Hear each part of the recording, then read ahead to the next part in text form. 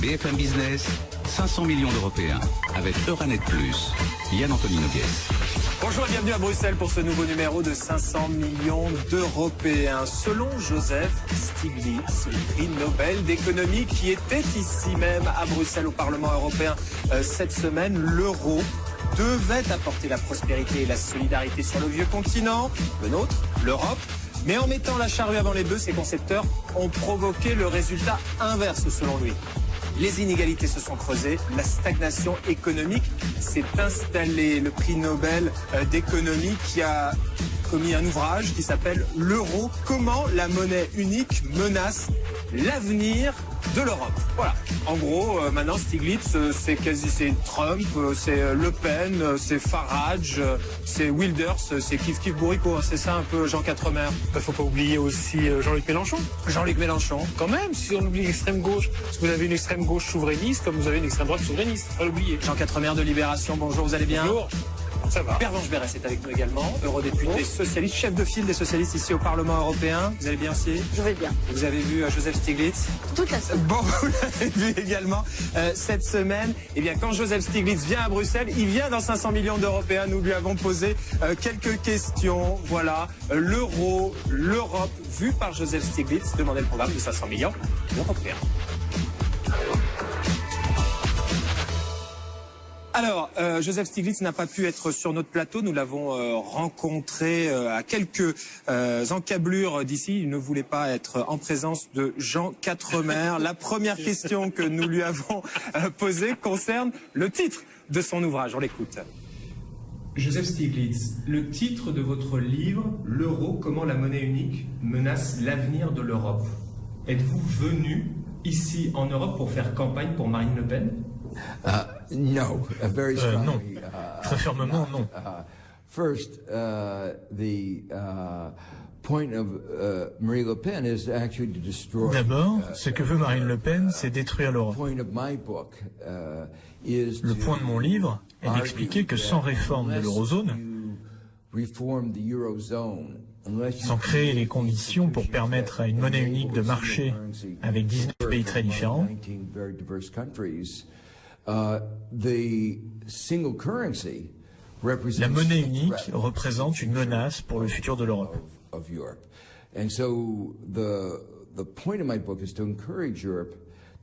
C'est pourquoi l'objectif de mon livre est d'encourager l'Europe et de faire plus d'Europe, de créer ces institutions qui permettraient à l'Europe de fonctionner. Bon, voilà, on chambrait un petit peu tout à l'heure. Non, ce n'est pas un eurosceptique, Joseph Stiglitz. Il appelle à plus d'Europe. Pervenche Berès. Merci Yann-Anthony Noguès de lui avoir posé cette question parce que c'est bien que Joseph Stiglitz dise à la fin que ce dont on a besoin c'est plus d'Europe. Parce que comme il a un certain sens de la formule, comme il est, je ne sais pas pourquoi, enfin si je sais parce qu'il a beaucoup de pensées utiles, mais il est presque adulé ici en Europe, on a l'impression qu'on prend pour argent comptant toutes les formules qu'il utilise.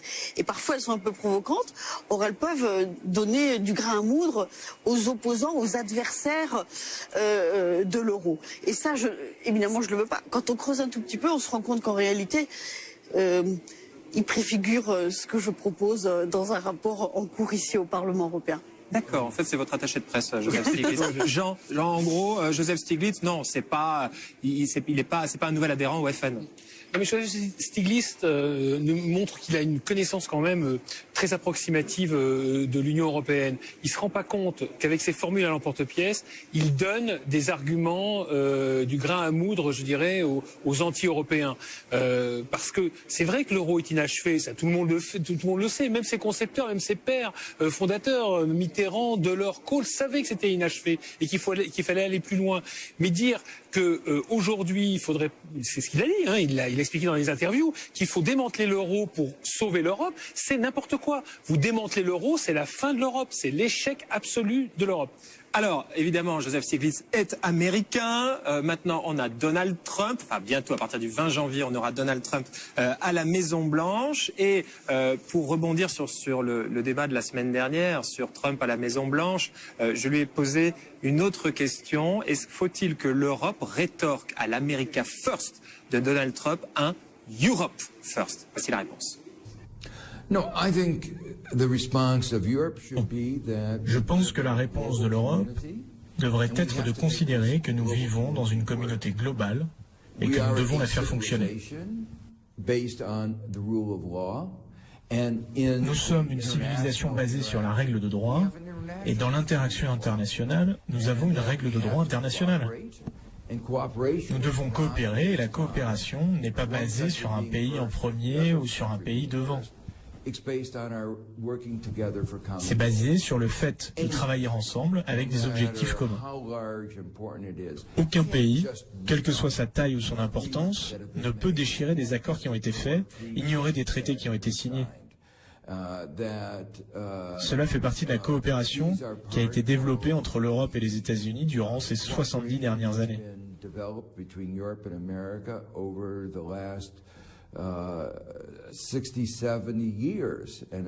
Ça ne peut pas être détruit par un seul président qui a eu, je le rappelle, moins de votes qu'Hillary Clinton. Eh bien non, pas Europe First, Jean. Oui, le problème, c'est que si l'Amérique décide que ça sera America First et instaure des mesures protectionnistes, on va pas rester les bras ballants. Si l'Amérique rentre dans une logique de guerre commerciale à l'égard de la Chine ou à l'égard de l'Europe, on va pas rester, encore une fois, comme on l'a fait depuis 20 ans avec les Chinois, comme s'il ne se passait rien. Nos opinions publiques sont en train de se détourner du projet européen parce qu'ils voient le projet européen comme étant un peu le cheval de Troie de la mondialisation. Donc nous aussi, nous devons prendre des mesures de protection si les Américains en prennent. Et aujourd'hui, le marché américain est bien plus fermé que le marché européen. Donc à chaque fois que les Américains prendront une mesure, alors on peut jouer le multilatéralisme, aller devant l'OMC, donc l'Organisation mondiale du commerce, porter plainte, etc. Mais ça prendra des années. En attendant, nos producteurs vont souffrir. Donc non, il faut riposter à toute mesure de défense commerciale. Jean Quatremer ne veut pas tendre l'autre joue. Vous savez, on a parfois utilisé à propos de l'Europe une formule en disant qu'elle était comme une femme offerte. Oui, on dirait du Trump.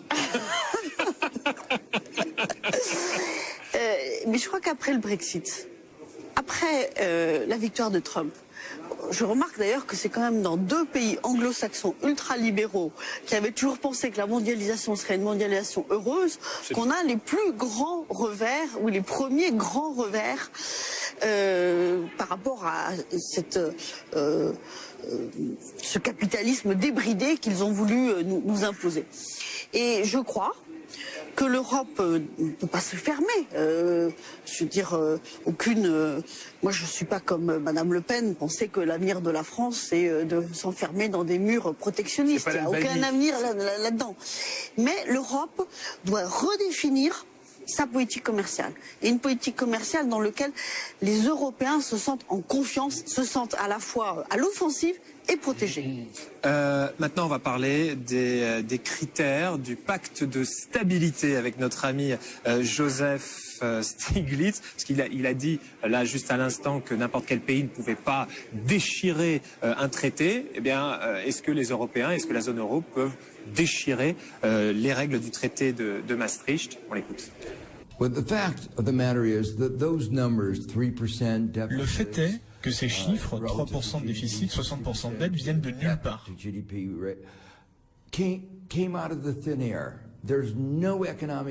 n'y a aucune base économique pour ces critères.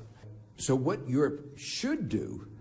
que l'Europe devrait faire, c'est réexaminer ses bases et dire « ce n'est pas la base pour le futur de la croissance et de la stabilité en Europe ». D'ailleurs, je l'appelle le pacte de la non-croissance et de l'instabilité. Diriez-vous que ce pacte est stupide, comme l'avait dit Romano Prodi? Je serais sans doute plus diplomatique que Prodi, mais si c'est ce qu'il a dit, il l'a dit de manière tout à fait correcte. Bon, plus diplomate, effectivement, que Romano Prodi, qui s'en était voulu après, mais il pense la même chose. Hein. Oui, il pense la même chose, mais on a vraiment le sentiment qu'il ne regarde pas la réalité européenne. Je veux dire, est-ce qu'un pays, depuis que le pacte de stabilité existe, a été sanctionné en vertu de ce pacte? Non. Est-ce que ça a empêché un pays comme la France pendant 10 ans de dépasser les 3%? Non. Est-ce que ça a empêché la France de passer de 60% d'endettement à 100%? Non. Et la Commission laisse faire. C'est-à-dire que si on enlève ce règlement intérieur de la monnaie unique, on va aller jusqu'où? Moins 10% de déficit, 300% de dette publique. Ce qu'on remarque, c'est que tous les pays qui ont énormément de dettes et qui ont un déficit important ont le plus fort taux de chômage. C'est quand même étonnant. L'Allemagne va bien avec un budget à l'équilibre et une dette qui est en train de se réduire. Donc il faudrait se poser les bonnes questions et ne pas attaquer le pacte qui a montré son extrême souplesse. Alors justement, se poser les bonnes questions, c'est également dans le rapport de Pervenche de Berès dont vous nous parliez tout à l'heure, un fonds de solidarité, en tout cas pour une assurance chômage au niveau européen. On lui a posé la question à quoi pourrait servir cet argent, le fonds de solidarité. Il le propose dans le cadre de son livre. BFM Business, 500 millions d'Européens, avec Euranet Plus, Yann-Anthony Noguès. Merci de nous retrouver pour cette deuxième demi-heure de 500 millions d'Européens. Notre invité exceptionnel cette semaine, BFM Business oblige, un prix Nobel d'économie. Rien de moins pour vous. Aujourd'hui, dans 500 millions d'Européens, je ne parle pas de Jean Quatremer. J'allais le dire. Je ne parle pas de Jean Quatremer.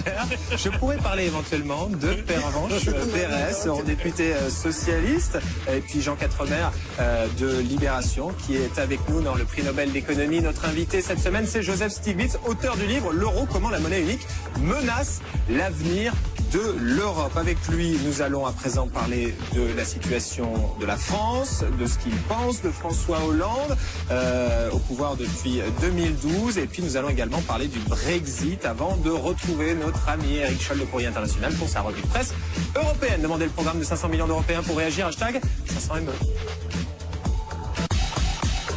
BFM Business, 500 millions d'Européens, l'émission qui va voir ailleurs. L'émission qui va voir ailleurs, l'émission qui va voir du côté du prix Nobel d'économie, Joseph Stiglitz. On lui a demandé ce qu'il pensait de la situation de la France présidée par François Hollande depuis 2012, la France sur laquelle il était censé souffler un vent de croissance, la France et l'Europe en 2012 au moment de l'élection de François Hollande avec son pacte de croissance et tout l'espoir qu'il portait. Alors François Hollande a-t-il pris les bonnes décisions? C'est la question que nous avons posée à Joseph Stiglitz. La capacité d'action de la France a été tellement encadrée par l'Europe qu'il était impossible pour Hollande d'avoir un véritable plan pour la croissance. Un plan pour la croissance devrait absolument stimuler l'économie. Mais c'est tout simplement impossible dans le cadre du pacte de stabilité.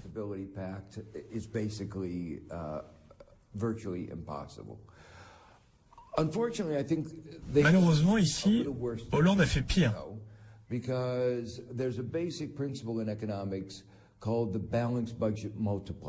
En économie, il y a une théorie qui dit qu'un budget équilibré a un effet multiplicateur. Donc si vous augmentez les impôts et augmentez les dépenses en parallèle, vous n'augmentez pas le déficit. Vous pouvez financer ces dépenses avec une taxe, par exemple, sur le CO2.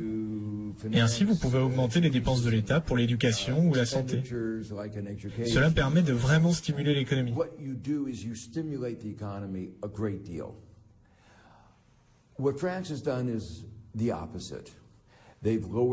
La France a, elle, fait exactement le contraire. Ils ont baissé les impôts sans que ça ait eu un effet sur l'investissement. Car si vous baissez les impôts sur les sociétés, à la marge, la plupart des investissements des entreprises sont financés par de la dette dont les intérêts sont déductibles.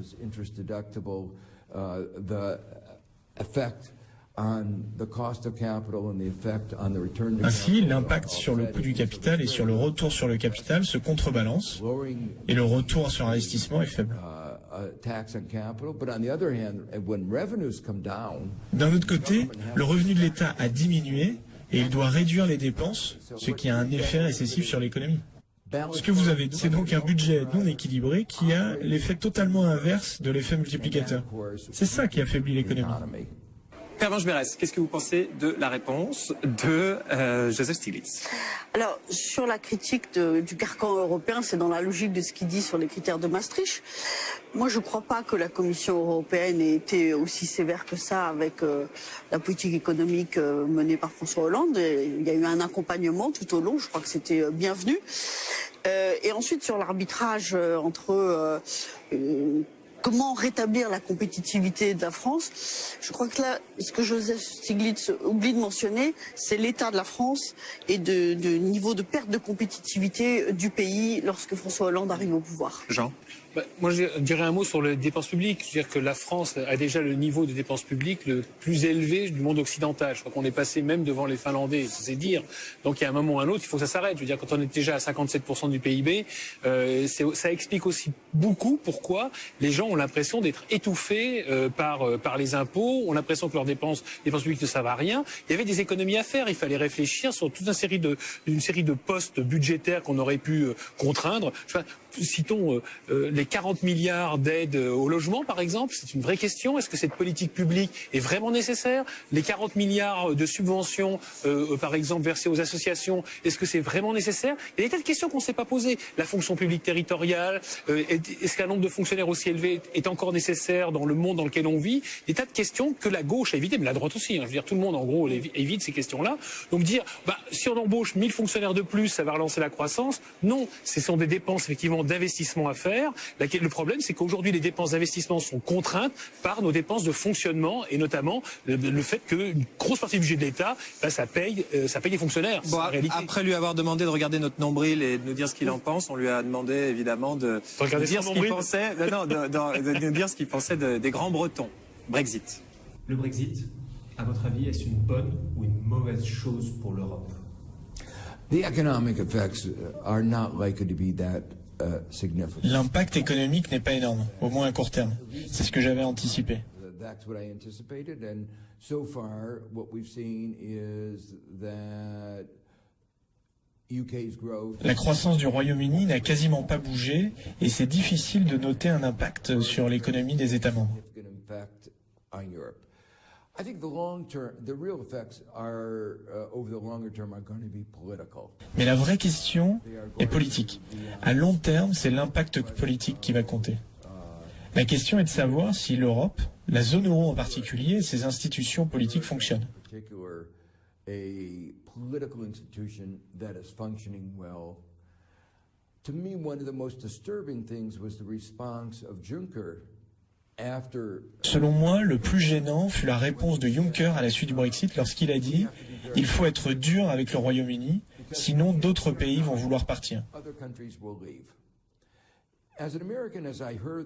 Je suis américain, comme vous le savez, et croyez-moi quand je vous dis que ça n'est pas un discours très vendeur.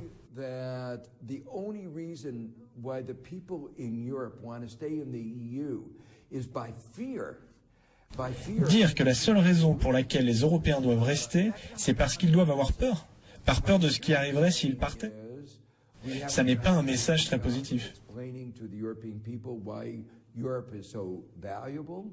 Le bon discours aurait été de faire un mea culpa. Peut-être qu'on n'a pas bien expliqué pourquoi l'Europe, c'est bien. Nous n'avons peut-être pas fait le job pour que l'Europe fonctionne pour tous les Européens.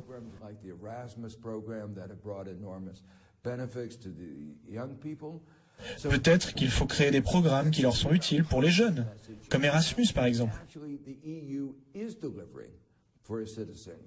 Le message de l'Union européenne à ses citoyens doit être positif.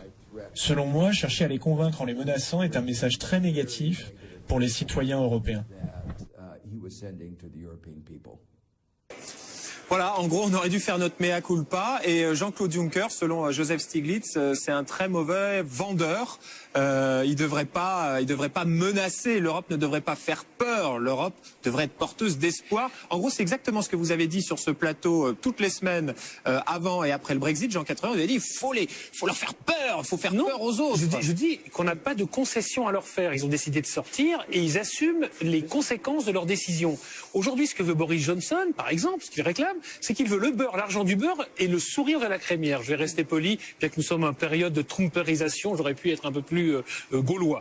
Bon, et ça, c'est juste pas possible. Nous avons des principes et on doit les appliquer. La libre circulation, ça va des personnes, ça va avec la libre circulation des marchandises et l'accès au marché unique. Donc, je trouve ça tout à fait étonnant de la part de Stiglitz, qui montre qu'il ne connaît pas, il ne comprend pas bien le fonctionnement de l'Europe. Si on accepte demain de donner aux Britanniques ce qu'ils demandent, mais demain la France va aussi dire on veut plus de libre circulation des personnes, on veut plus de Polonais, on va finalement la PAC pas comme ça, etc.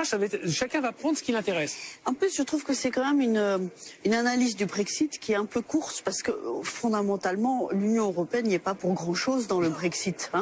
La raison du Brexit, c'est d'abord une volonté des conservateurs de garder le pouvoir pendant encore 20 ans, d'éliminer les travaillistes, et puis c'est éventuellement les conséquences de leur propre turpitude lorsqu'ils ont vendu à leur peuple une mondialisation heureuse qui n'est pas venue. C'est eux qui ont refabriqué des inégalités. L'euro n'y est pour rien, ils sont même pas membres de la zone euro.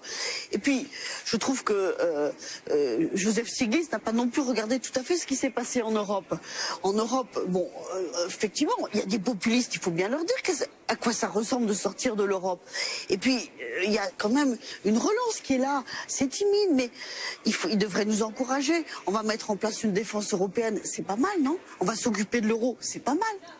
Bon, et puis juste pour rebondir sur le « nous avons des principes » de Jean Quatremer, une petite citation de Francis Blanche qui disait que nous devons avoir des principes suffisamment solides pour qu'ils résistent même quand on s'assoit dessus.